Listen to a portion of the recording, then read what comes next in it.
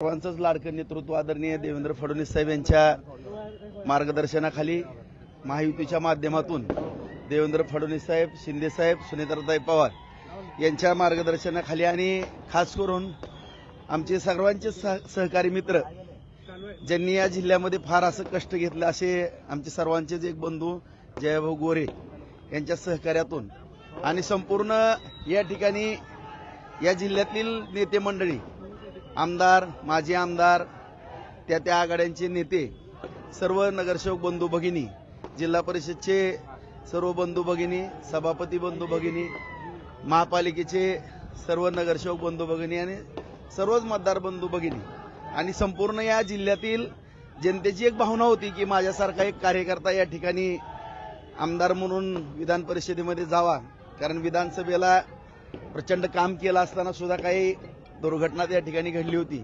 आणि त्यानंतर बाजार समिती, नगरपालिका, जिल्हा परिषद, पंचायत समिती या सर्व सत्ता आल्या आणि सर्वांची भावना होती की काम करणारा कार्यकर्ता विधान परिषदेमध्ये असावा, विधान भवनामध्ये असावी भावना होती आणि सगळ्यांच्या आशीर्वादानं ती आज पूर्ण होताना दिसते. जवळपास 483 मतं मिळत आहेत. खरं विधानसभेला जी कसर आहे ती सगळी भरून निघाली, सगळी भरून काढली.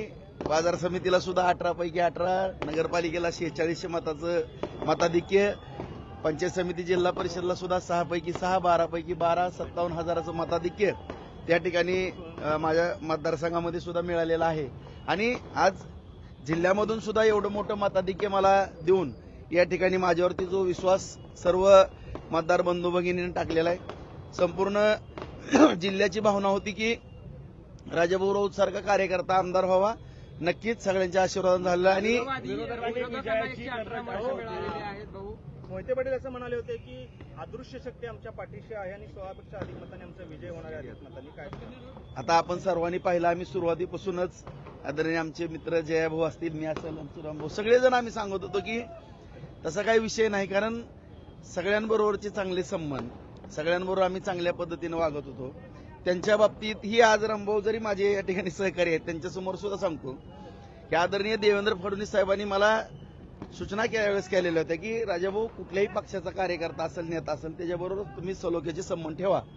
कुणाच्याही दारात कधी जायची वेळ येईल सांगता येत नाही, ही निवडणूक आहे, राजकारण आहे. त्यांच्याबरोबरही गेल्या 1.5 महिन्यापर्यंत माझे संबंध चांगले होते, परंतु एवढा युगो आणि मुझे गिनो ही दुर्दैवाची बाब आहे. एवढं दहशतीचं राजकारण किंवा एवढा युगो आम्ही पाहिलं त्यांच्या आदल्या दिवशी. आता सगळ्यांची इच्छा होती की माझ्यासारख्या कार्यकर्त्याला बिनविरोध करायची भावना होती, परंतु एक सर्वसामान्य कार्यकर्त्याला बळीचा बकरा करण्याचा प्रयत्न केला. त्यांना जर लय खुमखुमी होती तर स्वतःच्या घरातला उमेदवार म्हणून त्यांनी पुढे यायला पाहिजे नव्हतं. मग ही जी 118 आहे ना, ती सुद्धा पडली नसती. अशा परिस्थितीचा निकाल राहिला असता आणि या ठिकाणी मी कुठलंही म्हणजे कुणाचेही आम्हाला उन्हे धुणे काढायचे नाहीत. या ठिकाणी जर आमचे काढायला लागले तर मग आम्ही आमच्या पद्धतीने खंबीर आहोत. दुसरा मुद्दा एवढाच आहे की या ठिकाणी आदरणीय फडणवीस साहेबांच्या, शिंदे साहेबांच्या, सुनेत्राताईंच्या मार्गदर्शनाखाली जयाभाऊंच्या सहकार्याने या संपूर्ण जिल्ह्याचा अत्यंत चांगल्या पद्धतीने विकास करण्याच्या दृष्टिकोनातून आम्ही काम या ठिकाणी प्रामाणिकपणे नक्की सभा अधिवेशन झाल्याबरोबर एक अत्यंत महत्वाची चांगली सभा होणार आहे, कारण मला घेणं गरजेचं आहे.